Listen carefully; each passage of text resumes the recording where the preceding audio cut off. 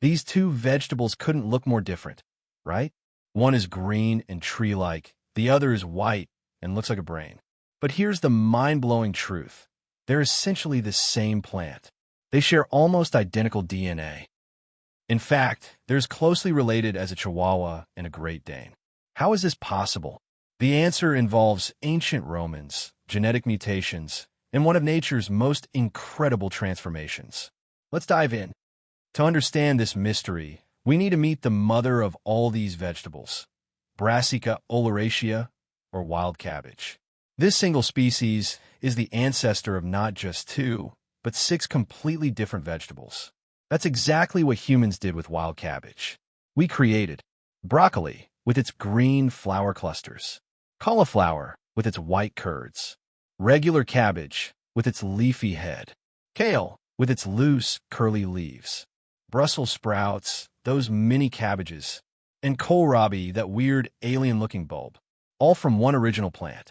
This is called selective breeding, and it's one of humanity's oldest biotechnologies.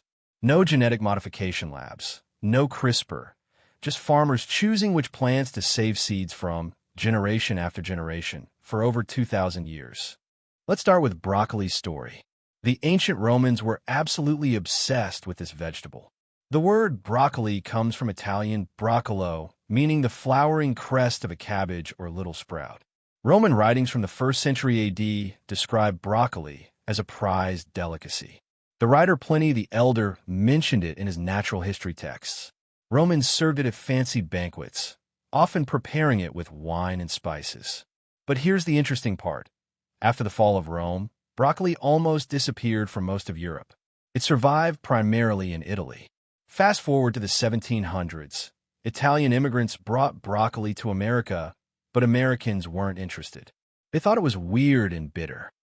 It wasn't until the 1920s that broccoli finally caught on in the United States, thanks to Italian farmers in California who heavily marketed it. Now, cauliflower has an even more dramatic story. It originated in the Mediterranean, but became hugely popular in the Arab world and Persia around 600 AD. Arab traders brought it along the Silk Road to China and India, where it became a staple. When cauliflower finally reached Europe in the 16th century, it was treated like a rare gemstone. In France, King Louis XV was so obsessed with cauliflower that he built special heated greenhouses just to grow it year-round.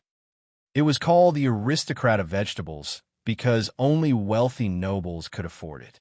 Mark Twain famously called cauliflower cabbage with a college education. Even Thomas Jefferson grew it at Monticello, his famous estate in Virginia. Here's where it gets really fascinating. Broccoli and cauliflower have 99% identical DNA. So why do they look completely different? Think of DNA like a massive instruction manual. Both vegetables have the same manual, but they're reading different chapters. This is called gene expression, which genes are turned on or off. Let's talk about the most obvious difference, color. Broccoli is green because specific genes are switched on to produce chlorophyll. Chlorophyll is the molecule that captures sunlight and converts it to energy. It's what makes plants green. Broccoli's flower buds are exposed to sunlight. They produce tons of chlorophyll, and boom, you get that vibrant green color. Cauliflower is a whole different story. The genes that produce chlorophyll are switched OFF. But why? Here's the clever part. Cauliflower's curds are so tightly packed together that the leaves wrap around them, blocking sunlight. No sunlight means no need for chlorophyll. No chlorophyll means white.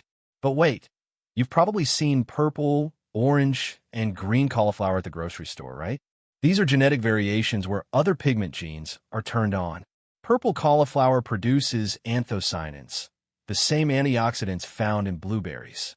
Orange cauliflower produces extra beta-carotene, just like carrots. Now, let's talk structure. What you're eating in both vegetables are actually flower buds, thousands of them clustered together. If you don't harvest broccoli in time, those green buds will open into beautiful yellow flowers. The same happens with cauliflower. But here's the key difference. Scientists discovered a gene called CAL, short for cauliflower. This gene is mutated in cauliflower. The mutation creates a continuous loop where the plant keeps making flower buds, but never actually flowers. It's stuck in development, creating more and more densely packed buds. That's why cauliflower has that unique brain-like appearance. In broccoli, the cal gene works normal. Now let's talk about what really matters. Which one is better for you? Spoiler alert, they're both nutritional superstars, but they shine in different ways. First, let's look at broccoli.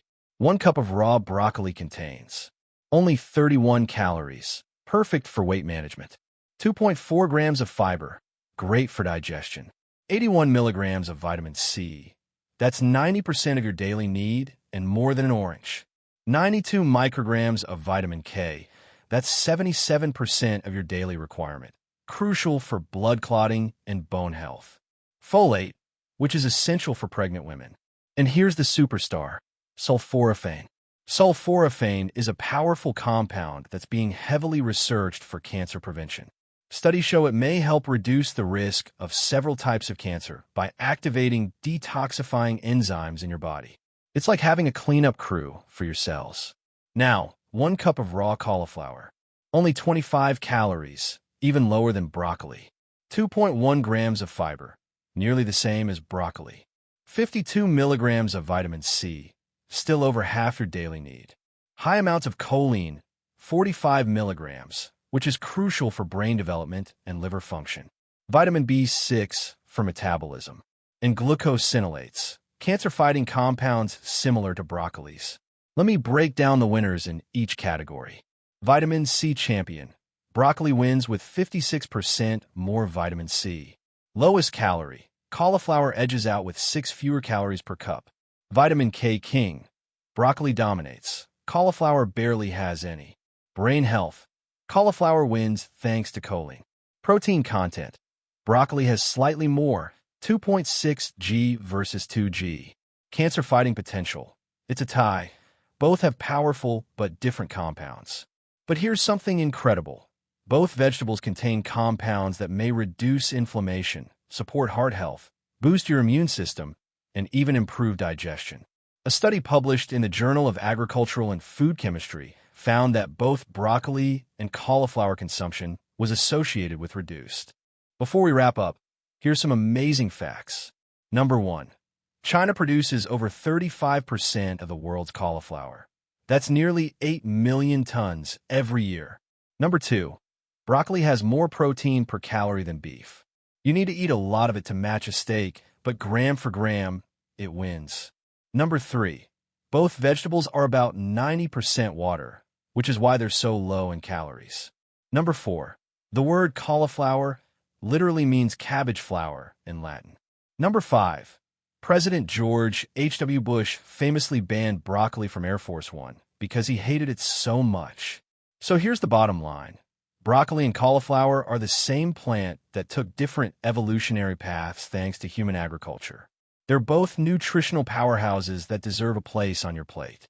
The real question isn't which one is better. It's how creative you can get with both of them in your kitchen.